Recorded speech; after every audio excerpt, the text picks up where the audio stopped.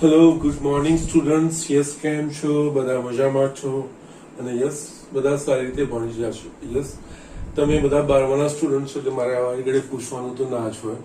તમે એટલા તો હવે મેચ્યોર થઈ ગયા છો કે 12મું એ તમારા માટે ખૂબ જ અગત્યનું વર્ષ છે. તો તમારે યસ નિયમિત વાંચવું જ જોઈએ. ઓકે, ના હજુ બી ઘણા બધા લોકો નિયમિત હોમવર્ક સબમિટ કરાવતા નથી. તો મહેરબાની કરીને તમે બધા નિયમિત હોમવર્ક સબમિટ કરાવો. ઓકે, ના અહીંયા આવે 6th ચેપ્ટરમાં આપણે છેલ્લો ઉપયોગ એટલે કે મહત્તમ અને ન્યૂનતમ. મહત્તમ અને ન્યૂનતમમાં પણ આપણે જસ્ટ પહેલા તો મહત્તમ કે ન્યૂનતમ મૂલ્ય એ વસ્તુ જોઈ.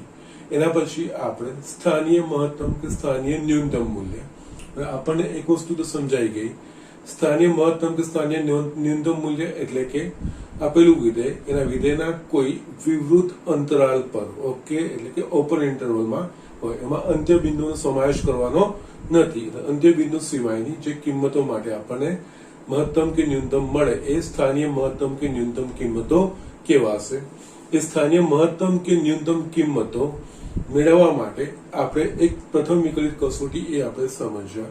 પ્રથમ વિકલિત કસોટી પરથી આપણે જો સ્થાનીય મહત્તમ કે ન્યૂનતમ મૂલ્યો આપણે શોધી શકીએ છીએ. પ્રથમ વિકલિત કસોટી પરથી આપણે સ્થાનીય મહત્તમ કે ન્યૂનતમ મૂલ્યો આપણે કેવી રીતે શોધતા હતા? તો એનામાં બીજું કંઈ નહીં, પહેલા આપણે નિર્ણાયક સંખ્યાઓ શોધતા હતા. નિર્ણાયક સંખ્યાઓ એટલે શું? નિર્ણાયક સંખ્યાઓ એટલે કે જે બિંદુ આગળ કે x ના જે મૂલ્ય આગળ f' બરાબર 0 થાય અથવા તો f' વ્યાખ્યાયિત ના થાય. એટલે x ના જે મૂલ્ય આગળ f' નું મૂલ્ય 0 થાય અને x ના જે મૂલ્ય આગળ વિધેયનું વિકલિત એટલે કે f' વ્યાખ્યાયિત ના હોય એ એની નિર્ણાયક સંખ્યાઓ કહેવાય.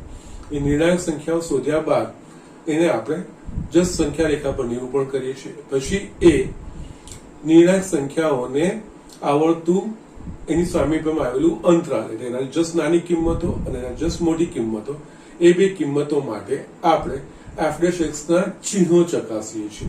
એટલે f' ધન મળે છે કે ઋણ એ વસ્તુ આપણે ચકાસીએ છીએ.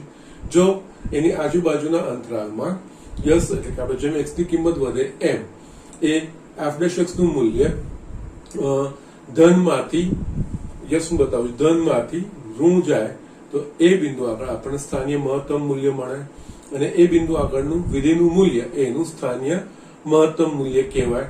અને એ જ રીતે જે નિર્ણાયક સંખ્યાની આજુબાજુના અંતરાલના મૂલ્યો માટે યસ x નું મૂલ્ય જેમ વધે એમ ઋણમાંથી ધનમાં જાય તો યસ એટલે કે આ રીતનું ઋણમાંથી ધનમાં જાય તો એ બિંદુ આગળ x ના એ મૂલ્ય આગળ વિધેયને સ્થાનીય ન્યૂનતમ મૂલ્ય મળે છે એવું કહી શકીએ. અને એ બિંદુ આગળનું વિધેયનું મૂલ્ય એ બિંદુ આગળનું સ્થાનીય ન્યૂનતમ મૂલ્ય કહેવાય. ઓકે, અને જો અહીંયા જે નિર્ણાયક સંખ્યાઓ છે નિર્ણાયક સંખ્યાઓની બંને બાજુના અંતરાલની નજીકની કિંમતો માટે જો f' નું ચિહ્ન ન બદલાય એટલે કે ધનમાંથી ઋણ કે ઋણમાંથી ધન પણ બંને બાજુ ઋણ ઋણ રહે અથવા ધન ધન રહે તો ત્યાં આગળ આપણને સ્થાનીય મહત્તમ કે ન્યૂનતમ મૂલ્યો ના મળે. આવા બિંદુઓને આપણે નતિ બિંદુઓ કહીએ છીએ. ઓકે, એટલે અહીંયા જે f' બરાબર 0 આગળ સ્થાનીય મહત્તમ કે ન્યૂનતમ મૂલ્ય મળે એ આવશ્યક શરત કહેવાય પણ પર્યાપ્ત શરત ના કહેવાય. એટલે કે ત્યાં શૂન્ય હોય તો જરૂરી નથી કે સ્થાનીય મહત્તમ કે ન્યૂનતમ. હા, સ્થાનીય મહત્તમ કે ન્યૂનતમ મૂલ્ય હોય તો f' બરાબર 0 થવાનું જ છે. પણ f' બરાબર 0 એનો અર્થ એવો જ નથી કે ત્યાં આગળ સ્થાનીય મહત્તમ કે ન્યૂનતમ મૂલ્ય મળશે જ. ઓકે, સો જસ્ટ આ રીતે આપણે પ્રથમ વિકલિત કસોટી જોઈ હતી. એના પર આધારિત આપણે બે દાખલાઓ પણ જોયા હતા. હવે છે ને આપણે આનામાં દ્વિતીય વિકલિત કસોટી પણ આવે છે. હું આજે તમને દ્વિતીય વિકલિત કસોટીથી હું બતાવું છું. દાખલાઓ સામાન્ય રીતે જો આપણને કંઈ પણ મેન્શન ના કરેલું હોય ને પ્રથમ વિકલિત કસોટીથી શોધો કે દ્વિતીય વિકલિત કસોટી શોધો એવું ના આપેલું હોય અને આપણને સ્થાનીય મહત્તમ કે ન્યૂનતમ મૂલ્ય શોધવાનું કીધું હોય તો આપણે દ્વિતીય વિકલિત કસોટી જ વાપરવાની. હા, અમુક ચોક્કસ સિચ્યુએશનમાં દ્વિતીય વિકલિત કસોટી અમુક બિંદુઓ આગળ એ નિષ્ફળ જશે. જ્યાં નિષ્ફળ જશે ત્યાં પાછો આપણે પ્રથમ વિકલિત કસોટીથી શોધવાનું આવે. અધરવાઇઝ જો એવું કંઈ થતું નથી તો આપણે દ્વિતીય વિકલિત કસોટીથી સરળતાથી કમ્પેરેટિવ જે પ્રથમ વિકલિત કસોટી છે એના કરતા દ્વિતીય વિકલિત કસોટી એ સરળ છે. ઓકે, તો જસ્ટ અહીંયા સ્થાનીય મહત્તમ કે ન્યૂનતમ મૂલ્ય માટે દ્વિતીય વિકલિત કસોટી આપણે જોઈ. ઓકે,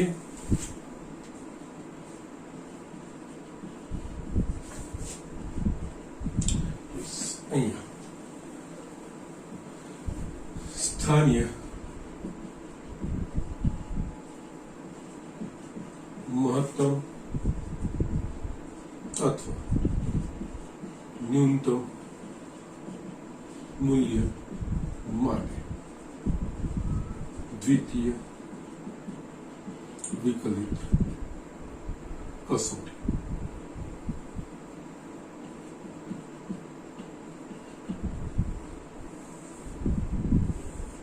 યસ, હું અહીંયા લખું છું, એની સમજણ નીચે હું આપું છું. યસ, ધારો કે વિધેય f એ વિવૃત અંતરાલ I પર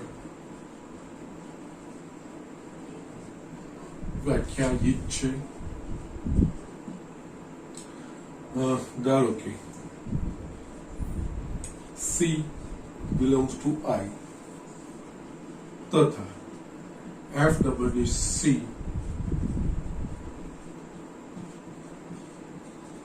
એટલે આનો અર્થ શું થાય? એટલે કે C એ આ અંતરાલમાંનું કોઈ એક બિંદુ હશે અને એ બિંદુ આગળ એનું દ્વિતીય વિકલિત વ્યાખ્યાયિત થવું જોઈએ. એટલે અહીંયા દ્વિતીય વિકલિત માટે જો C આગળ મારે દ્વિતીય વિકલિત કસોટી વાપરવી હોય તો ત્યાં આગળ એનું સેકન્ડ ડેરિવેટિવ દ્વિતીય વિકલિત મળવું જોઈએ. ઓકે, હવે આના પરથી એક જો f double dash C less than 0 તથા f dash C બરાબર 0 હોય તો વિધેય f ને x બરાબર C આગળ સ્થાનીય મહત્તમ મૂલ્ય મળે અને f of C એ વિધેય f નું x બરાબર C આગળનું સ્થાનીય મહત્તમ મૂલ્ય કહેવાય. જસ્ટ હું આની સમજ પણ આપું છું. ઓકે, નાઉ સેકન્ડ, જો f double dash C greater than 0 અને f dash C બરાબર 0 તો વિધેય f ને x બરાબર C આગળ સ્થાનીય ન્યૂનતમ મૂલ્ય છે તથા મૂલ્ય મળે તથા f of C એ વિધેય f નું x બરાબર C આગળનું સ્થાનીય ન્યૂનતમ મૂલ્ય કહેવાય. થર્ડ, જો f double dash C બરાબર f double dash C is equals to 0 થાય અથવા 0 મળે તો દ્વિતીય વિકલિત કસોટી સ્થાનીય મહત્તમ કે ન્યૂનતમ મૂલ્ય માટે કોઈ તારણ પર ન આવી શકે. આમાં જ આ સંજોગોમાં આપણે x બરાબર C માટે પ્રથમ વિકલિત કસોટી થી સ્થાનીય મહત્તમ અથવા ન્યૂનતમ અથવા નદી બિંદુ છે તે મેળવી શકાય. ઓકે ના હવે જે સામે સ્ટેટમેન્ટ લખ્યા છે એ વસ્તુ આપણે જોઈએ. યસ અહીંયા આપણે આ બધી વસ્તુ સી એ કોઈ અંતરાલનું છે. હવે જે છે ને શરતો આપણે જોઈએ. અહીંયા આ વસ્તુ છે. હવે એફ ડેશ સી બરાબર 0 એટલે એફ ડેશ સી બરાબર 0 એટલે આપણે જોયું છે આગળ નિર્ણાયક સંખ્યાઓ માટે. એટલે અહીંયા એફ ડેશ સી બરાબર 0 થવું જોઈએ એટલે પ્રથમ વિકલિતનું મૂલ્ય 0 થવું જોઈએ અને પ્રથમ વિકલિતનું મૂલ્ય જે x ના મૂલ્ય માટે 0 થાય એ બધા એની નિર્ણાયક સંખ્યાઓ કહેવાય. એટલે અહીંયા જે દ્વિતીય વિકલિત કસોટી આપણે ચકાસવાની છે એ નિર્ણાયક બિંદુ આગળ જ ચકાસવાની છે. ઓકે એટલે આ વસ્તુ નક્કી જે રીતે આપણે નિર્ણાયક સંખ્યાઓ કે નિર્ણાયક બિંદુઓ પ્રથમ વિકલિતમાં આપણે શોધીએ છીએ તે અહીંયા પણ નિર્ણાયક સંખ્યાઓ તો પહેલી શોધવી જરૂરી છે. ઓકે એટલે અહીંયા f dash c એટલે f dash x બરાબર 0 કરીને જે x ના મૂલ્યો આવે એ x ના મૂલ્યો માટે આ વિધેયનું દ્વિતીય વિકલિત લઈ લેવાનું એટલે f double dash x શોધી કાઢવાનું. પછી એનામાં આપણે f dash c પરથી જે x ના મૂલ્યો મળ્યા એ x ના મૂલ્યો માટે f double dash c ધન છે કે ઋણ એ ચકાસવું પડે. એટલે અહીંયા નિર્ણાયક સંખ્યાઓ કે નિર્ણાયક સંખ્યાઓ માટે જો દ્વિતીય વિકલિતનું મૂલ્ય ઋણ હોય તો ત્યાં સ્થાનીય મહત્તમ ઉલટું છે અહીંયા. અને જો દ્વિતીય વિકલિતનું મૂલ્ય જે નિર્ણાયક સંખ્યા આપણે f dash c પરથી મેળવીએ ત્યાં આગળ f double dash c એટલે કે દ્વિતીય વિકલિતનું x બરાબર c આગળનું મૂલ્ય આપણે ધન મળે તો ત્યાં આગળ આપણને સ્થાનીય ન્યૂનતમ મૂલ્યો મળે. અહીંયા ઉલટું વિચારવાનું છે. જસ્ટ અહીંયા f double dash c less than 0 થાય તો મહત્તમ અને ગ્રેટર ધેન 0 થાય તો ન્યૂનતમ.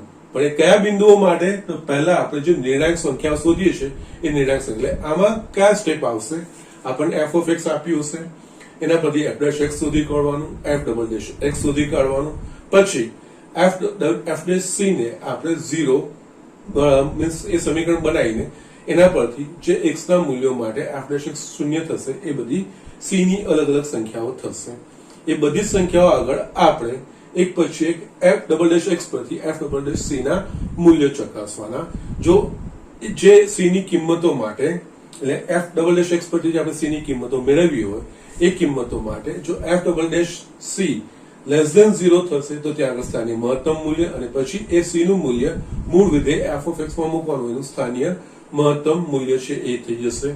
અને જ્યાં આગળ f double dash c એટલે જે આપણે નિર્ણાયક સંખ્યાઓ શોધીએ f dash x પરથી એના માટે f double dash c greater than 0 થશે ત્યાં આગળ આપણને એનું સ્થાનીય મહત્તમ મૂલ્ય મળશે. ઓકે સો આ રીતે. અને જો f double dash c બી 0 હોય અને એ પાછું જો f double dash x માં મૂકીએ તો પણ 0 મળે છે બંને 0 મળે છે તો આ કસોટી સ્થાનિક મહત્તમ કે ન્યૂનતમની કોઈ પણ માહિતી આપવામાં નિષ્ફળ જાય છે.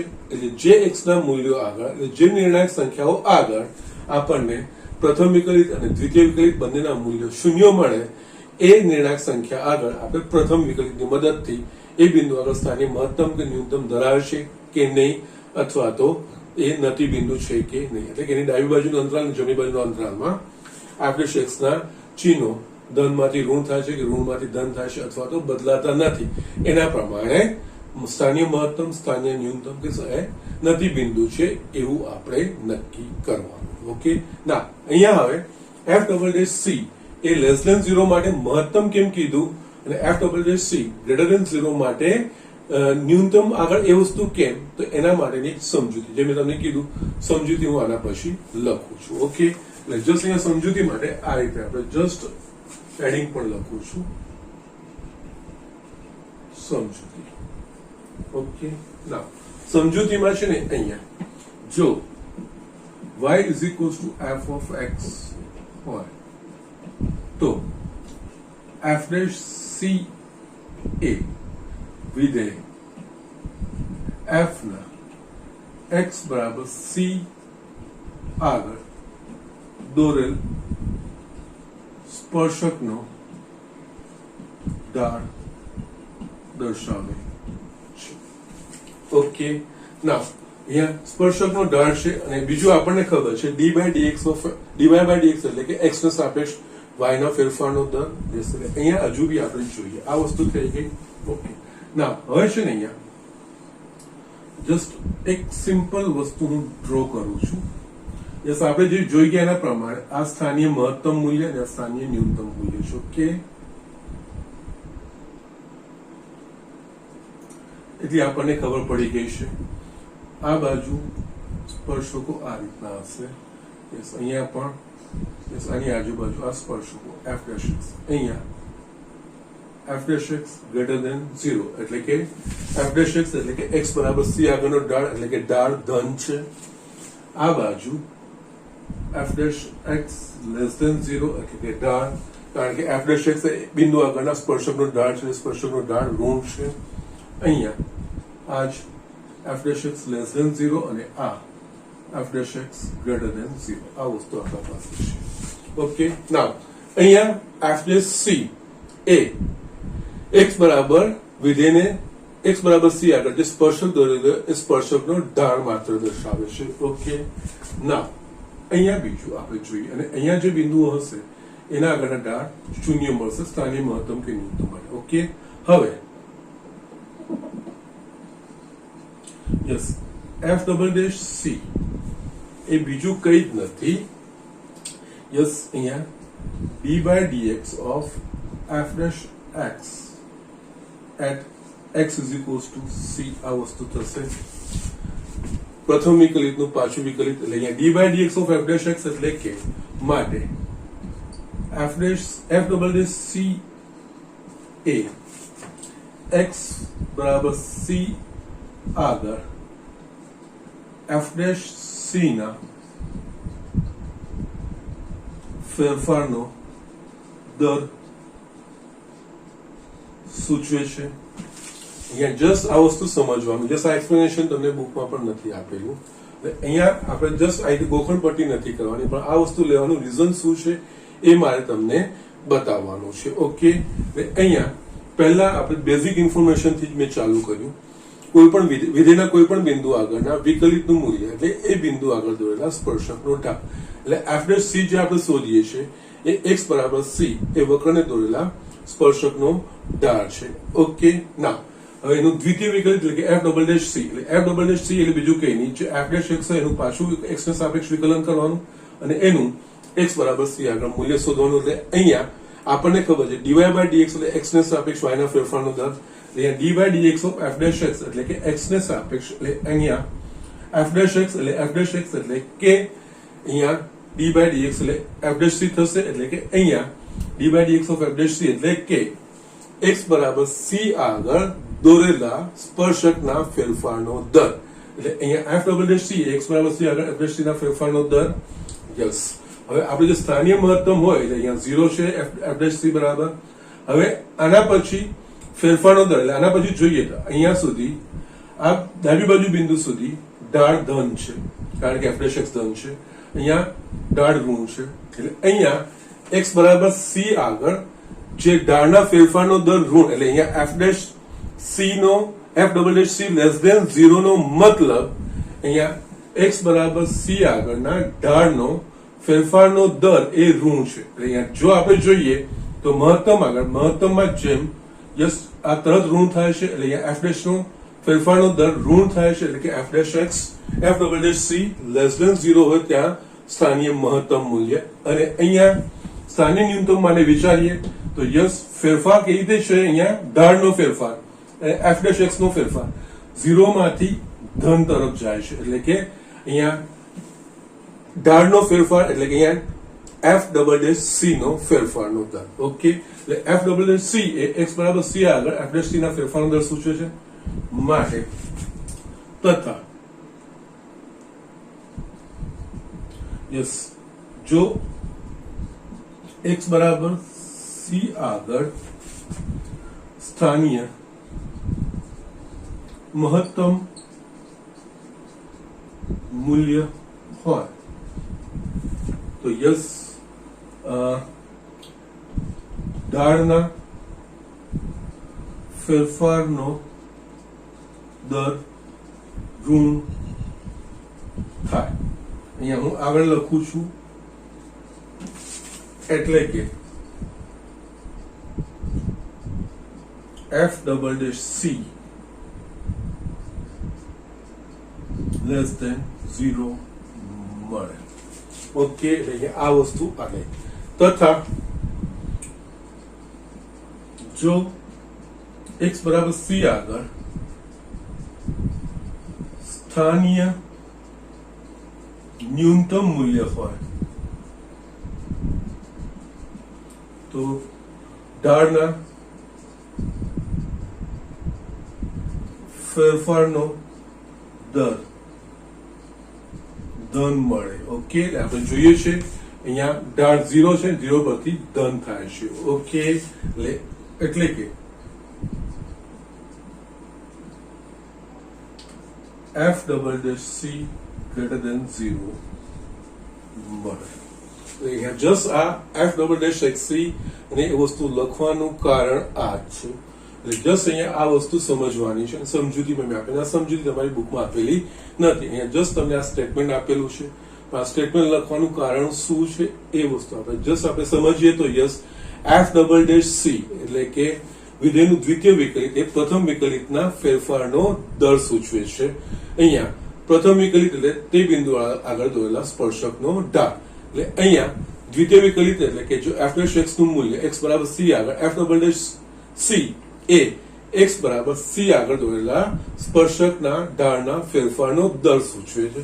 અને આપણે સ્થાનીય મહત્તમ આગળ જોઈએ તો અહીંયા 0 થયા પછી જસ્ટ ઋણ થાય છે અને સ્થાનીય ન્યૂનતમ મૂલ્ય મળ્યા પછી એ ઢાળ ધન થાય છે. એટલે કે f"c એ સ્થાનીય ન્યૂનતમ માટે જો સ્થાનીય ન્યૂનતમ મૂલ્ય હોય તો f"c એ ઋણ મળવું જોઈએ કે જેનાથી જસ્ટ ઢાળ એ ધનમાંથી ઋણમાં એટલે કે અથવા 0 માંથી ઋણમાં એટલે કે ઢાળ ઋણ થાય છે. એટલે આ f"c નું જે મૂલ્ય શોધીએ છે બીજું કઈ નહીં, x બરાબર c આગળ દોરેલા સ્પર્શકના ઢાળમાં થતો ફેરફારનો દર.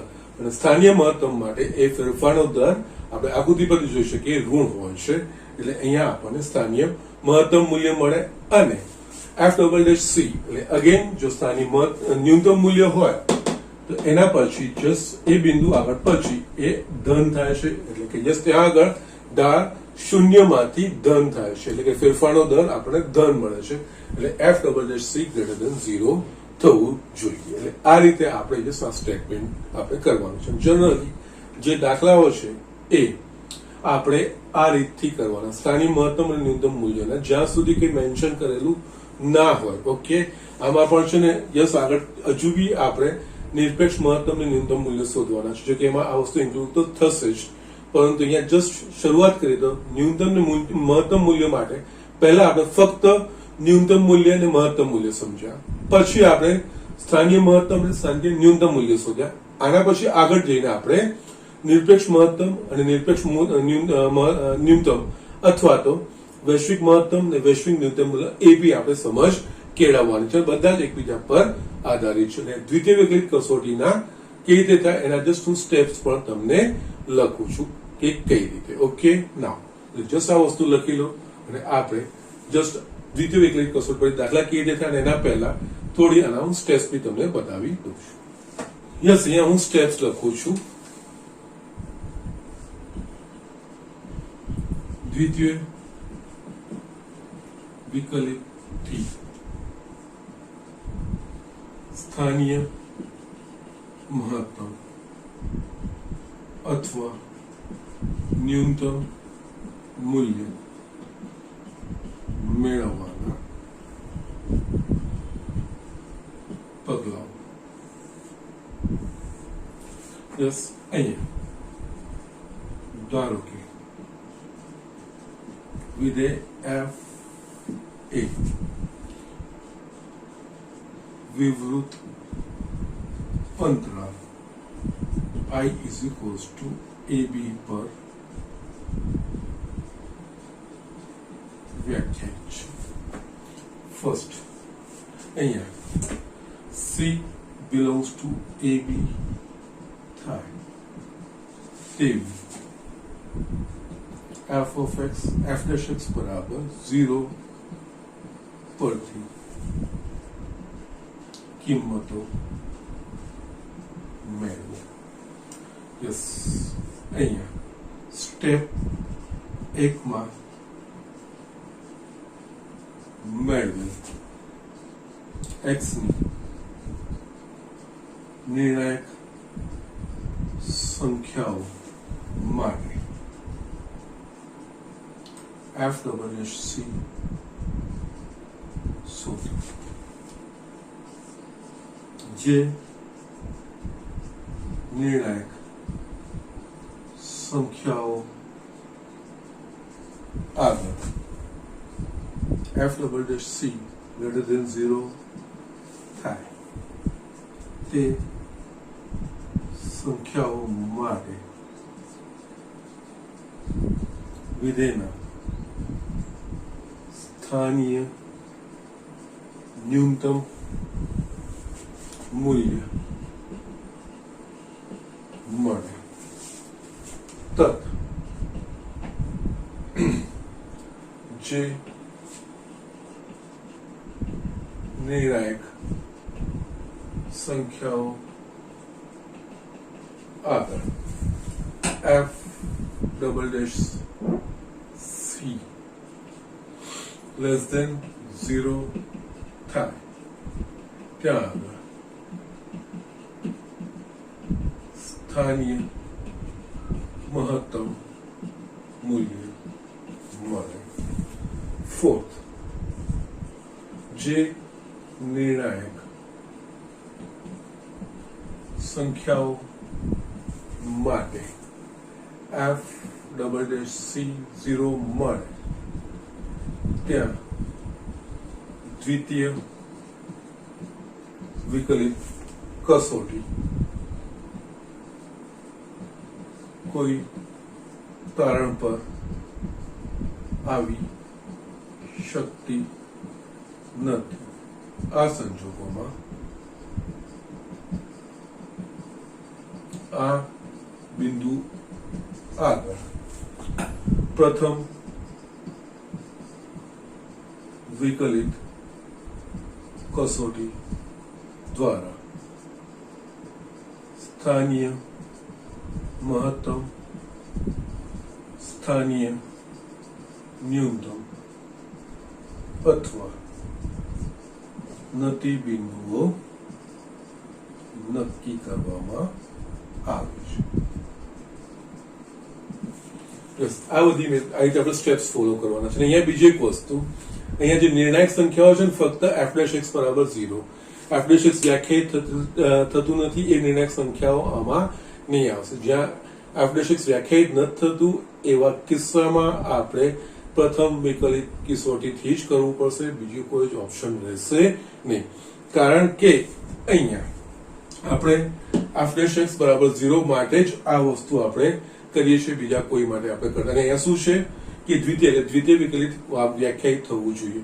જો પ્રથમ વિકલિત જ વ્યાખ્યાયિત નહીં થતું હોય ત્યાં આપણે દ્વિતીય વિકલિતના મૂલ્યો કેવી રીતે શોધી શકીએ? ઓકે, જસ્ટ રીઝન આ છે. દ્વિતીય વિકલિત કસોટીમાં નિર્ણાયક સંખ્યાઓ પૈકી જ્યાં આગળ f'(x = 0 થાય છે એ જ નિર્ણાયક સંખ્યાઓ, જ્યાં f'(x) વ્યાખ્યાયિત નથી થતું એના માટે દ્વિતીય વિકલિત કસોટી નહીં જ વપરાય. ત્યાં આગળ આપણે પ્રથમ વિકલિત કસોટી જ વાપરવી પડશે, કારણ કે દ્વિતીય વિકલિત કસોટી માટે દ્વિતીય વિકલિત વ્યાખ્યાયિત થવું જોઈએ. તો x ની કિંમતો માટે જો પ્રથમ વિકલિત જ વ્યાખ્યાયિત ના થતું હોય ત્યાં આગળ દ્વિતીય વિકલિત વ્યાખ્યાયિત થવાની કોઈ શક્યતા રહેતી નથી. આ વસ્તુનું તમારે ધ્યાન રાખવાનું છે. સો અને વન્સ અગેન આ પાછું તમને કહું છું, જો તમે સ્થાનીય મહત્તમ કે ન્યૂનતમ મૂલ્ય શોધવાના કીધા હોય તો દ્વિતીય વિકલિત કસોટી જ વાપરવી. જો આપણે દાખલા ગણીશું આપણને સમજાઈ જશે કે પ્રથમ વિકલિત કસોટી કરતા કમ્પેરેટિવ ઇઝીયર છે, પણ જે બિંદુઓ આગળ એ નિષ્ફળ જશે ત્યાં આગળ આપણે પ્રથમ વિકલિત કસોટીથી એ વસ્તુઓ નક્કી કરવાની થશે. ઓકે, સો જસ્ટ ઝડપથી લખી લો, આપણે આના પર આધારિત દાખલાઓ ગણીએ. યસ સ્ટુડન્ટ્સ, મેં અહીંયા એક દાખલો લખ્યો છે. યસ, આમાં થોડું આપણે સમજવાનું છે. ઓકે, અહીંયા વિધેય f(x) = 3 + mod x માનાંકમાં x x belongs to R નું સ્થાનીય ન્યૂનતમ મૂલ્ય શોધો. ઓકે, નાઉ અહીંયા મેં તમને કીધું છે એ પ્રમાણે જ્યાં સુધી આપણને કોઈ મેન્શન કરેલું ના હોય, એટલે કે પ્રથમ વિકલિતની કસોટીથી કે દ્વિતીય વિકલિતની કસોટીથી સ્થાનીય મહત્તમ કે ન્યૂનતમ ના કીધું હોય તો આપણે દ્વિતીય વિકલિત કસોટી માટે જવું. પરંતુ એના માટે અહીંયા દ્વિતીય વિકલિત વ્યાખ્યાયિત થવું જોઈએ. ઓકે, નાઉ અહીંયા આપણે જોઈશું તો માનાંકમાં x છે, તો આપણને ખબર છે માનાંકમાં x એ x = 0 આગળ વિકલનીય નથી. એટલે અહીંયા એ દ્વિતીય વિકલિત કસોટીનો કોઈ જ અવકાશ રહેતો નથી. અને એટલા માટે જ મેં આ દ્વિતીય વિકલિત સમજાવીને પછી જ અમે આ રીતનો એક્ઝામ્પલ લીધો. એટલે જ્યાં આગળ તમારે જસ્ટ માનાંક આવે ત્યારે થોડું કેરફુલ થઈ જવાનું. માનાંકમાં જસ્ટ માનાંકનું જે x ના જે મૂલ્ય માટે માનાંકનું મૂલ્ય શૂન્ય થશે ને ત્યાં આગળ એ વિકલનીય નથી, બાકી બધા જ આગળ એ વિકલનીય છે. ઓકે ના, એટલે અહીંયા તો ફર્સ્ટ વસ્તુ એટલે ઇન જનરલ અહીંયા માનાંકમાં x એ વિકલનીય નથી. એટલે અહીંયા દ્વિતીય વિકલિત કસોટી વાપરવાનો કોઈ અવકાશ રહેતો નથી. એટલે આપણે પ્રથમ વિકલિત કસોટી જ શોધીશું. ઓકે, એટલે અહીંયા આ લખતા પહેલા છે ને એક માનાંકી હું નોટ લખી દઉં છું. યસ, અહીંયા માનાંકમાં x પ્લસ a x બરાબર માઇનસ a આગળ વિકલનીય નથી. એટલે કેવી રીતે આ વસ્તુ થાય? માનાંકની અંદર જે હોય ને બરાબર 0, અહીંયા x પ્લસ a બરાબર 0 કરીશું એટલે x બરાબર માઇનસ a, એટલે x બરાબર માઇનસ a આગળ એ વિકલનીય નથી. ઓકે, અહીંયા માઇનસ a મૂકીશું શૂન્ય થઈ જશે. એટલે એ જ રીતે અહીંયા આ વસ્તુ શૂન્ય એટલે કે માનાંક માગશે. અહીંયા હવે આપણે આ એક જસ્ટ નોટ લખી છે, જ્યારે બી માનાંક આવે માનાંકમાં જોયું નથી x આ રીતનું બી આવે. અને અહીંયા બીજી એક વસ્તુ, આ એક્ઝામ્પલ હું તમને બીજી રીતે પણ બતાવું છું. ત્યાં વિકલનની કોઈ જરૂરિયાત રહેશે જ નહીં અને આપણે શોધી શકીશું. હું તમને બતાવું છું આ કઈ રીતે. ઓકે, ના અહીંયા યસ માનાંકમાં x પ્લસ આ મેં વ્યાપક રીતે લખ્યું છે, એ તમારી નોટ તરીકે. અહીંયા હવે આપણે અહીંયા માનાંકમાં x બરાબર 0 આગળ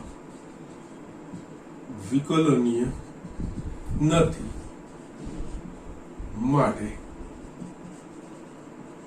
દ્વિતીય વિકલિત કસોટી નો ઉપયોગ કરી શકાશે નહીં. ઓકે, હવે અહીંયા x બરાબર 0 આગળ વિકલનીય નથી એટલે એની નિર્ણાયક સંખ્યાઓ શોધવાની આવશે. પ્રથમ વિકલિત પણ નથી. ઓકે, માનાંકમાં x બરાબર 0 આગળ. ઓકે, નાવ અહીંયા આપણે નિર્ણાયક સંખ્યાઓ એટલે શું? તો કે જ્યાં આગળ f dash x બરાબર 0 થાય એવા x ના મૂલ્યો, અથવા તો જ્યાં આગળ f dash x ના એવા મૂલ્ય કે જ્યાં આગળ f dash x વ્યાખ્યાયિત થતું નથી. એટલે અહીંયા x બરાબર 0 આગળ f dash x વ્યાખ્યાયિત f of x નું વિકલન વ્યાખ્યાયિત નહીં થાય, માટે x બરાબર 0 એ એની નિર્ણાયક સંખ્યા કહેવાશે. તથા અહીંયા યસ f of x બરાબર 3 પ્લસ માનાંકમાં x a x બરાબર 0 આગળ વિકલનીય નથી, એટલે કે એનું વિકલન વ્યાખ્યાયિત થતું નથી. માટે યસ f ની નિર્ણાયક સંખ્યા x બરાબર 0 થશે. જે c આપણે જોઈએ છે એ વસ્તુ x બરાબર 0 થશે. અને બીજું આ x બરાબર 0 આગળ ઓકે વિકલનીય બી નથી, એટલે દ્વિતીય વિકલિત કસોટી આપણે વાપરવાનો અવકાશ રહેતો જ નથી. હવે આ નિર્ણાયક સંખ્યા આવી ગઈ. નિર્ણાયક સંખ્યાને આપણે સંખ્યા રેખા પર નિરૂપણ કરીશું. આ x બરાબર 0 પ્લસ ઇન્ફિનિટી માઇનસ ઇન્ફિનિટી, અહીંયા આનાથી ડાબી બાજુ એટલે કે અહીંયા yes x tends to 0 minus આ બાજુનું અંતરાલ અને જમણી બાજુનું અંતરાલમાં આપણે વિકલનના મૂલ્યો શોધવાના. x ટેન્ડ્સ ટુ 0 માઇનસ એટલે કે x લેસ ધેન 0 અને અહીંયા x ટેન્ડ્સ ટુ 0 પ્લસ એટલે કે x ગ્રેટર ધેન 0. યસ, જે નિર્ણાયક સંખ્યા હોય નિર્ણાયક સંખ્યાને સમાવતું અંતરાલ, આની આજુબાજુની કિંમતો લઈને એને સમાવતું અંતરાલ, અને આજુબાજુની સમાન ડાબી બાજુ x લેસ ધેન 0 x ની નજીક નહીં પરંતુ x બરાબર 0 નહીં પણ x ની નજીકની ડાબી બાજુની કિંમતો એટલે x લેસ ધેન 0, અને જમણી બાજુ એટલે x બરાબર 0 નહીં પણ x ની નજીકની x 0 કરતા મોટી કિંમત એટલે x ગ્રેટર ધેન 0. ઓકે, નાવ હવે x બરાબર 0 નિર્ણાયક સંખ્યાની આજુબાજુ આપણે યસ f dash x ના ચિહ્નો, એટલે અહીંયા first x tense two 0 minus એટલે કે x લેસ દેન 0 માટે f of x is equals to આપણા પાસે 3 પ્લસ x લેસ દેન 0 હોય તો માનાંકમાં x નું મૂલ્ય માઇનસ x એટલે આ થાય માઇનસ x અહીંયા 3 માઇનસ x ઓકે કારણ કે માનાંકમાં x બરાબર માઇનસ x જો x લેસ દેન 0 આના પરથી આ x લેસ દેન 0 માટે આ f of x નું સમીકરણ બનશે એટલે આના માટે f dash x એટલે અહીંયા 0 માઇનસ 1 એટલે f dash x is equals to minus 1 એ શું થયું ઋણ x tends to 0 plus એટલે આની જમણી બાજુનું અંતરાલ એટલે કે x greater than 0 માટે f of x is equals to 3 plus x કારણ કે માનાંકમાં x બરાબર x જો x greater than 0 અહીંયા f dash x બરાબર 0 plus 1 f dash x is equals to 1 greater than 0 અહીંયા આ બાજુ ડાબી બાજુ f dash x less than 0 મળે છે જમણી બાજુ f dash x greater than 0 એટલે કે x બરાબર 0 આગળ f dash x નું મૂલ્ય ઋણમાંથી ધનમાં જશે ઋણમાંથી ધનમાં જશે ઓકે માટે અહીંયા x બરાબર 0 આગળ f dash x નું ચિહ્ન ઋણમાંથી ધન થાય છે માટે યસ ઋણમાંથી ધન એટલે કે જસ આપણે આવ્યું ઋણમાંથી ધન ઋણ એટલે આ ખીણ બની ખીણ એટલે ન્યૂનતમ માટે x બરાબર 0 આગળ વિધેય f નું સ્થાનીય ન્યૂનતમ મૂલ્ય મળે તથા સ્થાનીય ન્યૂનતમ મૂલ્ય એટલે કે મૂળ વિધેયમાં x ની જે મૂલ્ય માટે સ્થાનીય ન્યૂનતમ મૂલ્ય એટલે x બરાબર 0 છે એટલે કે સ્થાનીય મૂલ્ય f of 0 એટલે કે 3 plus માનાંકમાં 0 is equals to 3 plus 0 is equals to 3 okay આ હવે f of x નું સ્થાનીય ન્યૂનતમ મૂલ્ય આપણને 3 મળશે અને x બરાબર 0 આગળ મળશે આ ખૂબ જ ઇમ્પોર્ટન્ટ એક્ઝામ્પલ છે જસ માનાંક આવે ત્યારે ખાસ ધ્યાન રાખવાનું માનાંક હોય ત્યાં દ્વિતીય વિકલિત કસોટી જે કિંમતો માટે માનાંકનું વિકલન અસ્તિત્વ ધરાવતું ન હોય યસ અહીંયા પ્રદેશ x belongs to r માટે બધામાં વ્યાખ્યાયિત થવું જોઈએ પણ x બરાબર 0 આગળ વ્યાખ્યાયિત નથી થતું એટલે કે યસ અહીંયા દ્વિતીય વિકલિત કસોટી તો નહીં જ વપરાય અને એના સિવાય અહીંયા x belongs to r માં અહીંયા દ્વિતીય વિકલિત કસોટી પહેલા તો વ્યાખ્યાયિત નથી એટલે વપરાશે અને બીજું નિર્ણાયક સંખ્યાઓ આ રીતે નક્કી કરવાની થશે f dash x બરાબર 0 એના પરથી નક્કી નહીં થાય પરંતુ x બરાબર 0 આગળ આનું જસ વિકલન વ્યાખ્યાયિત નથી એટલે એ એની નિર્ણાયક સંખ્યા કહેવાશે અને પછી આપણે આ રીતે એક્ઝામ્પલ કરી શકીએ છીએ ઓકે સો જસ્ટ ઝડપથી આ વસ્તુ લખી લો આના પછી બીજી રીત એકદમ શોર્ટ મેથડ હું તમને બતાવું છું ને એમાં એ રીતે કરવામાં જો આ રીતે એક્ઝામ્પલ હોય ત્યારે એ રીતે કરવામાં કોઈ વાંધો પણ નથી આ લખી દો હું બીજી રીત બતાવું છું યસ અહીંયા હું તમને બીજી રીત બતાવું છું કે યસ ન્યૂનતમ કે મહત્તમ મૂલ્ય કેવી રીતે ઓકે એટલે અહીંયા યસ એનું જ કન્ટિન્યુએશન છે પહેલી રીત જે ચોપડીમાંથી એના પ્રમાણે મેં તમને બતાવ્યું છે ઓર x belongs to r r એટલે શું થયું minus infinity to plus infinity yes ઋણ અનંત સંખ્યાથી વાસ્તવિક સંખ્યા ધન એટલે કે r એ એકચ્યુઅલી બેઝિકલી વિવૃત અંતરાલ કહેવાય એટલે આ વિવૃત અંતરાલ છે એ વિવૃત અંતરાલના કોઈ પણ મૂલ્ય માટે આપણને જે નાનામાં નાનું મૂલ્ય મળશે એનું સ્થાનીય ન્યૂનતમ મૂલ્ય અને વિવૃત અંતરાલમાં જે એનું મોટામાં મોટું મૂલ્ય મળશે એ એનું સ્થાનીય મહત્તમ કારણ કે વિવૃત અંતરાલમાં જે મૂલ્યો માટે આપણને મહત્તમ કે ન્યૂનતમ મૂલ્યો મળે એને આપણે સ્થાનીય મહત્તમ કે ન્યૂનતમ મૂલ્યો કહીએ છીએ નાઉ x belongs to r માટે આ જસ્ટ મેં તમારી સમજ માટે અહીંયા લખ્યું છે કે આ વિવૃત અંતરાલ કેવાય. આર એ કોઈ પણ ગણ એકચ્યુઅલી વિવૃત અંતરાલ એટલે કે વાસ્તવિક સંખ્યાનો કોઈ પણ ગણ કે એનો ઉપગણ એ વિવૃત અંતરાલ. યસ, આ રીતે આર પોતે તો વિવૃત અંતરાલ જ છે. ઓકે, નાઉ અહીંયા આર માઇનસ માટે યસ આપણને ખબર છે કોઈ પણ વાસ્તવિક સંખ્યા હોય માનાંકનું મૂલ્ય હંમેશા કેવું હોય, ગ્રેટર ધેન ઇક્વલ્સ ટુ 0. એટલે કે અહીંયા માનાંકમાં x greater than equals to 0. આપણા પાસે વિધેય શું છે, માનાંકમાં x વત્તા 3, બંને બાજુ 3 ઉમેરીએ. અહીંયા 3 plus minus x is greater than equals to 0 plus 3. 3 plus minus x એટલે કે અહીંયા માનાંકમાં x એટલે f of x થયું. f of x is greater than equals to 3. એટલે કે કોઈ પણ વાસ્તવિક સંખ્યા માટે આ f of x નું મૂલ્ય 3 કે 3 કરતા મોટું મળશે. એટલે નાનામાં નાનું મૂલ્ય આપણને 3 મળશે. ઓકે, માટે અહીંયા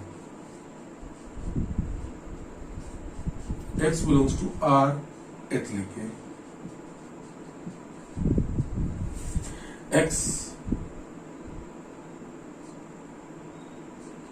belongs to minus infinity to infinity માટે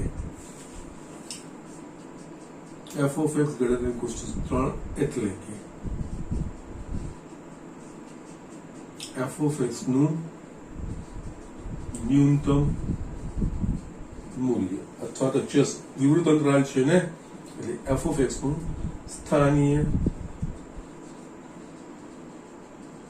ન્યૂનતમ મૂલ્ય 3 મળે. અને આ કયા બિંદુ આગળ મળે તો x બરાબર તથા સ્થાનીય ન્યૂનતમ મૂલ્ય x બરાબર 3 આગળ x બરાબર 0 આગળ x બરાબર 0 આગળ મળે. ઓકે, ત્યાં આગળ આ વસ્તુ નાનું મૂલ્ય 0 માટે જ થશે. Okay, so these are the things are આટલા સ્ટેપમાં પણ દાખલો કરી શકાય. ઓકે, એટલે અહીંયા જસ્ટ વિધેયોની જો સમજ હોય, વિધેયો કેવી રીતે વર્તન કરે છે વસ્તુ ખબર હોય તો જે આ રીતે પણ ઇટ્સ અ લોજિકલ મેથડ. કોઈ આમાં વિકલિત શોધવાની કોઈ જરૂર નહીં, પ્રથમ વિકલિત નહીં, દ્વિતીય વિકલિત કઈ જ વિચારવાની પણ જરૂર રહેતી નથી. ફક્ત આપણે જસ્ટ આ વસ્તુ સમજીએ કે આપણે જ્યારે આર ની વાત કરી, વાસ્તવિક સંખ્યાના ગણ આર ની વાત કરી, તો એકચ્યુઅલી એક પ્રકારનો વિવૃત અંતરાલ જ છે. અને વિવૃત અંતરાલની કોઈ પણ કિંમત માટે અહીંયા જે રીતનું વિધેય વ્યાખ્યાયિત છે એનું મૂલ્ય 3 કે 3 કરતા મોટું, એટલે કે સૌથી નાનું મૂલ્ય 3 મળશે. એટલે કે નાનું મોટા મોટું વ્યાખ્યાયિત નહીં થાય, કારણ કે જેમ x નું મૂલ્ય વધશે એમ યસ f of x નું મૂલ્ય વધતું જશે. એટલે એનું સ્થાનીય મહત્તમ મૂલ્ય નહીં મળે. અને આ કિંમત એ આ વિવૃત અંતરાલમાંની હશે. એટલે વિવૃત અંતરાલમાં ન્યૂનતમ કિંમત એટલે સ્થાનીય ન્યૂનતમ કિંમત કહેવાય. આ રીતે આપણે એક્ઝામ્પલ કરી શકીએ. ઓકે, સો જસ્ટ આ રીતે થોડુંક જસ્ટ ડિટેલમાં જઈએ, થોડી સમજ કે કોઈ હાઈ ફંડા નથી, પણ જસ્ટ થોડી આપણે આ રીતે સમજ પોતાની રીતે બી કેળવીશું તો યસ ઘણી બધી વસ્તુઓ સરળ થઈ શકે છે. ઓકે, સો ઝડપથી આ વસ્તુ લખી લો. દ્વિતીય વિકલિતનું એક એક્ઝામ્પલ હું તમને બતાવું. યસ સ્ટુડન્ટ્સ, મેં અહીંયા એક બીજો એક્ઝામ્પલ લખ્યો છે. f of x બરાબર 3x raised to 4 plus 4x cube minus 12x square plus 12 ના સ્થાનીય મહત્તમ તથા ન્યૂનતમ મૂલ્યો શોધો. યસ, હવે અહીંયા આપણે આવીએ. અહીંયા સ્થાનીય મહત્તમ અને ન્યૂનતમ મૂલ્યો શોધવાના કીધા છે. યસ, આનું વિકલન વ્યાખ્યાયિત છે. f dash x મળે, f double dash x પણ મળે છે. એ f dash x પરથી આપણે નક્કી થશે, પણ પહેલા f dash x તો મળે છે. અને મેં જેમ તમને કીધું છે એ પ્રમાણે જો કંઈ મેન્શન નથી કરેલું પ્રથમ વિકલિતની મદદથી કે દ્વિતીય વિકલિતની મદદથી, તો આપણે દ્વિતીય વિકલિત માટે જ જવાનું. એમાં જે મેં આગળ લિસ્ટ કર્યા છે એ જસ્ટ જે પગલાઓ છે એનાને આપણે ધ્યાનથી ફોલો કરવાના છે. એટલે કે પહેલા આનામાં નિર્ણાયક સંખ્યાઓ શોધવાની હોય. નિર્ણાયક સંખ્યાઓ એટલે કે એક્સ્ટ્રા એવા મૂલ્યો કે જ્યાં આગળ f dash x બરાબર 0 થાય. અને બીજી એક વસ્તુ, અહીંયા બીજું કોઈ વસ્તુ આપેલી નથી, એટલે આ વાસ્તવિક વિધેય છે. એટલે અહીંયા વાસ્તવિક સંખ્યાઓ માટે જે બધી જ વાસ્તવિક સંખ્યાઓમાંથી જે વાસ્તવિક સંખ્યાઓ મળે એ બધું આપણે વિચારવાનું હોય. જો કોઈ ચોક્કસ અંતરાલમાં વ્યાખ્યાયિત તો f dash x ના મૂલ્યો એ અંતરાલમાંના હોવા જોઈએ એ વસ્તુ પણ આપણે ધ્યાન રાખવાની. અને અહીંયા આપણને કોઈ પણ અંતરાલ એવું કીધું નથી પડતું. એટલે અહીંયા અને એકચ્યુઅલી આ વાસ્તવિક વિધેય છે. એટલે વાસ્તવિક વિધેય એટલે કે આ x belongs to r માટે વ્યાખ્યાયિત છે. કોઈ પણ વાસ્તવિક સંખ્યા માટે આપણે f of x નું મૂલ્ય શોધી શકીશું. એટલે આ x બિલોંગ્સ ટુ આર એટલે આનો પ્રદેશ છે વાસ્તવિક સંખ્યાનો ગણ r છે એટલે અહીંયા r માના જેના x ના મૂલ્યો હોય બધા જ આપણે ગણતરીમાં લેવાના પણ જો ઇન કેસ તમને કોઈ ચોક્કસ અંતરાલ કીધું હોય x બિલોંગ્સ ટુ સ્વયં એવું કંઈક અંતરાલ કીધું હોય તો એ અંતરાલમાં જે મૂલ્યો આવે નિર્ણાયક એ જ મૂલ્યો આપણે ગણતરીમાં લેવાના બાકીના એ અંતરાલની બહારનું જો કોઈ મૂલ્ય આવશે તો એ આપણે ગણતરીમાં લેવાનું નહીં આ વસ્તુ આપણે તમારે ધ્યાન રાખવાની છે ઓકે ના અહીંયા f ઓફ s છે એટલે અહીંયા આનું વિકલન વ્યાખ્યાયિત છે ને આપણે દ્વિતીય વિકલિતથી જોઈશું એટલે પહેલા આપણે f of x is equals to 3x raised to 4 plus 4x cube minus 12x square plus 12 આ વસ્તુ પહેલા જે મહત્તમ કે ન્યૂનતમ માટે આપણે f dash x શોધવું પડે કારણ કે વિકલિતની મદદથી જ છે આ વસ્તુ એટલે અહીંયા f dash x બરાબર આપણને 12x cube plus અહીંયા 12x square minus 24x આ વસ્તુ આપણને મળશે ના અહીંયા બધામાંથી કઈ સામાન્ય નીકળે એવું છે એટલે 12x સામાન્ય નીકળે એવું છે અહીંયા બાકી રહ્યું x square plus x minus 2 okay yes આ દ્વિઘાત સમીકરણ થઈ ગયું દ્વિઘાત સમીકરણના અવયવો પડે એવા છે કે નહીં અહીંયા કોના -2 ના અવયવો -2 ના કેવા અવયવો આપણે પાડવાના છે કે અહીંયા ધન ન તફાવત ધન 2 એકા 2 2 1 plus 2 minus 1 x નો સરખું જો 1 હોય તો ડાયરેક્ટ આપણે અવયવના સ્વરૂપમાં લખી શકીએ 12x x plus 2 અને x minus 1 આ વસ્તુ આપણને f dash x મળી યસ સાથે સાથે છે ને f ડબલ ડેશ x પણ શોધી કારણ કે યસ આનું દ્વિતીય વિકલિત વ્યાખ્યાયિત થાય એવું છે યસ બહુપદી છે દ્વિતીય વિકલિત વ્યાખ્યાયિત થશે જ એટલે અહીંયા આપણે f ડબલ ડેશ હવે f ડબલ ડેશ x શોધવામાં શું કરવાનું જે સાદું સ્વરૂપ આપ્યું છે એનું વિકલન નહીં કરવાનું હા જે આપણું વિસ્તૃત રૂપ છે ને એના પરથી સરળ થઈ જશે એનું સરળતાથી વિકલન થશે જ્યારે અહીંયા આ વિકલન કરવા જશો તો ગુણાકારનો નિયમ u into v into w 3 છે ખૂબ જ લાંબુ થશે એટલે f ડબલ ડેશ x આના પરથી શોધવાનું તથા f double dash x f double dash x એટલે કે પાછું f ડેશ x નું વિકલિત એટલે કે અહીંયા જસ્ટ આ એક સ્ટેપ અહીંયા લખું છું તમને જસ્ટ કોઈ કન્ફ્યુઝન ના થાય એટલા માટે આ વસ્તુ લખું છું તમે બાકી ડાયરેક્ટ આના પરથી લખશો તો મને કોઈ પ્રોબ્લેમ નથી પણ જસ્ટ અહીંયા f double d by dx of f dash x અને d by dx of f dash x એટલે આ મૂલ્ય લો આ બી f dash x છે ને આપણ સારું સ્વરૂપ આપેલું છે પણ આનું વિકલન આપણને અઘરું પડશે આપણે આ લખીશું 12x cube plus 12x square minus 24x આનું થશે 36x square plus 24x minus 24 again આમાંથી કઈ સામાન્ય નીકળે એવું છે તો કે 12 આ થશે 3x square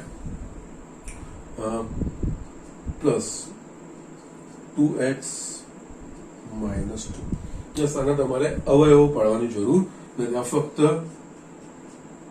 કિંમતો ચકાસવા માટે છે ઓકે આ આપણને f double dash x okay આને 2 કહીશું આ આપણને f ડેશ x આ વસ્તુ ઓકે ના આ વસ્તુ દ્વિતીય વિકલિત કરવાની ત્યારે આ વસ્તુ મેન્શન કરવાની હવે આપણી નિર્ણાયક સંખ્યાઓ પર નિર્ણાયક સંખ્યાઓ જરૂર છે એના પર એના માટે f dash x બરાબર 0 ઓકે ના હવે f dash x બરાબર 0 લેતા જસ f dash x બરાબર આપણા બસ પછી એ વખતે આ અવયવ લેવાનો અહીંયા 12x x plus 2 x minus 1 બરાબર 0 આના પરથી આપણને x ના કયા કયા મૂલ્યો મળશે ઇન્સ્ટોલ આ પહેલા એક્ઝામ્પલમાં હું બધા જ સ્ટેપ લખું છું પછી તમારે ડાયરેક્ટ લખવાના છે આ 3 નો ગુણાકાર જે 12 ની નીચે લઈ જશે 0 થશે 3 નો ગુણાકાર 0 છે એટલે આ 0 છે કે આ 0 હશે તો એટલે કે x બરાબર 0 અથવા x plus 2 બરાબર 0 અથવા x minus 1 બરાબર 0 એટલે આના પરથી x બરાબર 0 અથવા તો -2 અથવા તો 1. ઓકે, આ આની નિર્ણાયક સંખ્યાઓ કહેવાશે. અને બીજું, x નું એવું કોઈ મૂલ્ય નથી કે જેના માટે f' વ્યાખ્યાયિત ન થાય, કારણ કે x નું કોઈ પણ વાસ્તવિક મૂલ્ય લેશે આનો કોઈ જવાબ મળશે, એટલે કે વ્યાખ્યાયિત થશે. એટલે એવી કોઈ નિર્ણાયક સંખ્યા નથી, ફક્ત આવી આપણને મળી. હવે x બરાબર 0 આગળ આ મૂલ્ય શોધવાના f' ના ધન આવે છે ઋણ, એના પ્રમાણે એ બિંદુ આગળ સ્થાનીય મહત્તમ કે ન્યૂનતમ આપણે શોધવાના. ઓકે, એટલે અહીંયા f', યસ, આપણે જસ્ટ ક્રમમાં -2 0 ને 1, f', -2, યસ, એ ક્રમ જાળવવું તો યસ તમને મહત્તમ ન્યૂનતમ એવું ક્રમમાં મળતું જશે. f', -2 એટલે કે અહીંયા 12, અહીંયા 3x² એટલે -2 નો વર્ગ 4 થશે, એટલે 4 તારી 12. યસ, x બરાબર -2 એટલે -4 -2 is equals to અહીંયા 12. યસ, આપણે ડાયરેક્ટ જવાબ તમે લખશો તો કોઈ પ્રોબ્લેમ નથી. 12 માંથી 6 જાય એટલે 6 12 72. કેવું મૂલ્ય મળે છે? Greater than 0. એટલે x બરાબર -2 આગળ સ્થાનીય ન્યૂનતમ.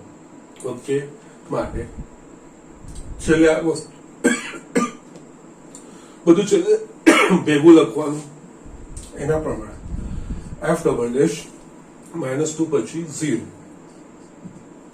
f', 0 નું મૂલ્ય એટલે કે 12 કૌંસમાં 0 + 0 -2 એટલે કે આ થશે -24 લેસ ધેન 0, એટલે કે x બરાબર 0 આગળ સ્થાનીય મહત્તમ તથા f' છેલ્લું -2 0 ના 1. ઓકે, આદેશ મેં ક્રમ લીધો છે, ઘટતું જો ક્રમ હશે તો આવી જશે. અહીંયા 12 કૌંસમાં 3 + 2 -2 એટલે કે 36 ગ્રેટર ધેન 0, એટલે કે અહીંયા x બરાબર -2 આગળ f', -2 એ ધન મળે છે, એટલે x બરાબર -2 આગળ સ્થાનીય ન્યૂનતમ. f', 0 આગળ એટલે x બરાબર 0 આગળ f' એ ઋણ મળે છે, એટલે x બરાબર 0 આગળ સ્થાનીય મહત્તમ. અને x બરાબર 1 માટે f', x એ ધન મળે છે, એટલે x બરાબર 1 માટે સ્થાનીય ન્યૂનતમ. માટે x બરાબર -2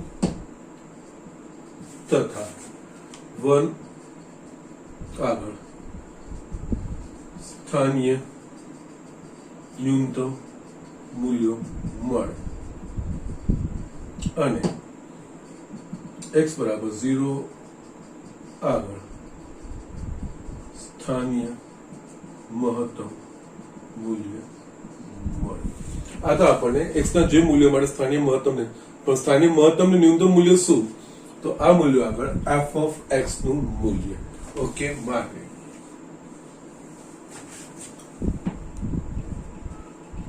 સ્થાનીય ન્યૂનતમ મૂલ્યો એ કયા કયા આગળ છે? -2 ને 2, એટલે કે f(-2). યસ, આ કિંમત શોધવાની મૂળ વિધેયમાં મૂકીને આ 3, યસ, -2 ની 4 ઘાત, -2 ની 4 ઘાત એટલે કે 16, 16 તરી 48 ધન થશે, પ્લસ -2 નો ઘન એટલે કે -60 -32, ઓકે, -2 નો એટલે 48 plus 12 is equals to 48 cut એટલે કે -20. અને બીજું ક્યાં આગળ મળે છે?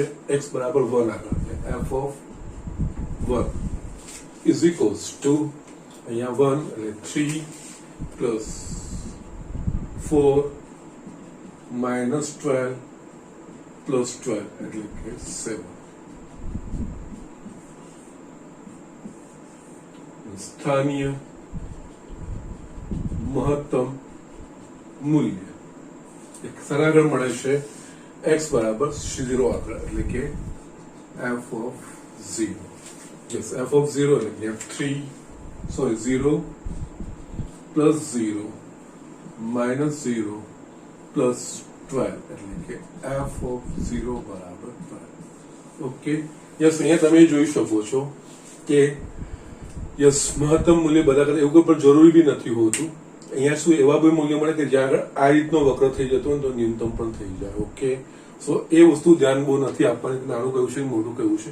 ઘણી વાર એ પણ શક્ય બને કે મહત્તમ મૂલ્ય હોય એ ન્યૂનતમ કરતા પણ નાનું આવે. ઓકે, તો જસ્ટ શું થતું ત્યાં આગળ એવી શૃંગ બનતો ટેકરી બનતી હોય તો ત્યાં મહત્તમ મૂલ્ય કહેવાશે. ઓકે, સો આ રીતે આ દાખલાઓ કરવાના હોય છે. ઓકે, જસ્ટ થોડા લેન્ધી થશે, પરંતુ પ્રથમ વિકલિતની કમ્પેરિઝનમાં આ ઇઝી થશે. અહીંયા બીજી એક વસ્તુ, જો કોઈ એક્સ ના મૂલ્ય આગળ એફ ડબલ ડેશ પર શૂન્ય થઈ જતું ને તો ત્યાં આપણે પાછું એ મૂલ્ય માટે જ પ્રથમ વિકલિત કસોટી જે રીતે શોધીએ છીએ એ રીતે આપણે કરવું પડતું. બાકી જો એફ ડબલ દ્વિતીય વિકલિતના મૂલ્યો ધન કે ઋણ મળે છે તો સ્થાનિય મહત્તમ કે ન્યૂનતમ એ રીતે યસ નક્કી ત્યાં થઈ જતું હોય છે. પણ જ્યાં આગળ દ્વિતીય વિકલિતનું મૂલ્ય શૂન્ય થઈ જાય, પ્રથમ વિકલિતનું બી શૂન્ય, દ્વિતીય વિકલિતનું બી મૂલ્ય માટે શૂન્ય થઈ જાય, ત્યાં આગળ દ્વિતીય વિકલિત કસોટી કઈ કહી શકશે નહીં. સો આ રીતે આપણે દાખલા કરવાના લાગ્યા. જસ્ટ હું એકવાર સમ અપ કરી દઉં કઈ રીતે. યસ, અહીંયા આના મહત્તમ કે ન્યૂનતમ મૂલ્ય શોધવાના છે. તો પહેલા આપણે એફ ડેશ એક્સ અને એફ ડબલ ડેશ એક્સ શોધી કાઢવાના. એફ ડબલ ડેશ એક્સ ને yes F double dash x જ્યારે શોધીએ ત્યારે એફ ડેશ એક્સ નું પાછું વિકલન કરવાનું છે. એટલે એફ ડેશ એક્સ નું વિકલન પાછું કરવાનું હોય ને ત્યારે એનું સરળ રૂપ હોય એનું વિકલન કરવાનું. યસ, આ રીતનું આપણે સારું સ્વરૂપ આપીને જાય રીતે વયો પડી જાય ગુણાકાર થઈ જાય એવું નહીં કરવાનું. એટલે મેં આનું સરળ સ્વરૂપ મેં એનું વિકલન કર્યું છે. અને ડાયરેક્ટ તમે આ સ્ટેપ લખશો ને yes F double dash x આના પરથી તો પણ કોઈ પ્રોબ્લેમ નથી. તો જસ્ટ મેં કેવી રીતે લખ્યું છે, આ કેવી રીતે પદ આવ્યું છે તો સમજાય એના માટે જ લખ્યું છે. આગળ એક્ઝામ્પલમાં હું આ બે વસ્તુ નહીં જ લખું, આ સીધું આ જ વસ્તુ હું લખીશ. એના પરથી આપણે એફ ડેશ એક્સ અને એફ ડબલ ડેશ એક્સ આ વસ્તુ બધા બે શોધી કાઢવાના. પછી મહત્તમ કે ન્યૂનતમ માટે નિર્ણાયક સંખ્યાઓ નક્કી થાય. એફ ડેશ એક્સ વ્યાખ્યાયિત થાય એ એક્સ ના મૂલ્યો, એટલે એફ ડેશ એક્સ બરાબર શૂન્ય થાય એવા એક્સ ના મૂલ્યો અને એક્સ ના એવા મૂલ્યો કે જ્યાં આગળ એફ ડેશ એક્સ વ્યાખ્યાયિત થતું ના હોય. અહીંયા એફ ડેશ એક્સ વ્યાખ્યાયિત ન થતું એવું કોઈ મૂલ્ય છે નહીં, એટલે ફક્ત એફ ડેશ એક્સ બરાબર શૂન્ય થાય એવી નિર્ણાયક સંખ્યા. એટલે આ એક્સ બરાબર 0 એટલે આ કહેવાશે નિર્ણાયક સંખ્યાઓ.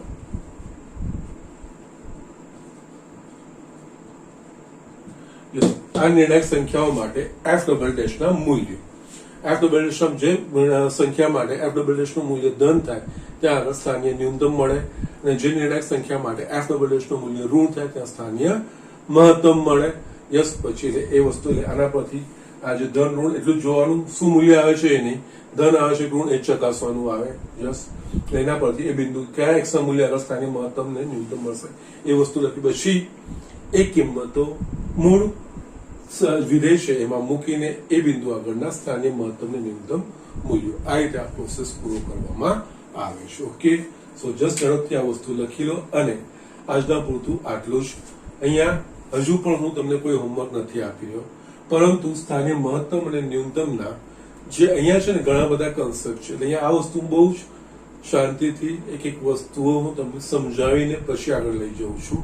કારણ કે સ્થાનીય મહત્તમ ન્યૂનતમ આ બધી વસ્તુઓ કેવી રીતે વ્યાખ્યાયિત થાય, નિર્ણાયક સંખ્યાઓ શું છે, નદી બિંદુ શું છે, આ બધું ઘણું બધી વસ્તુઓ આમાં આવે છે.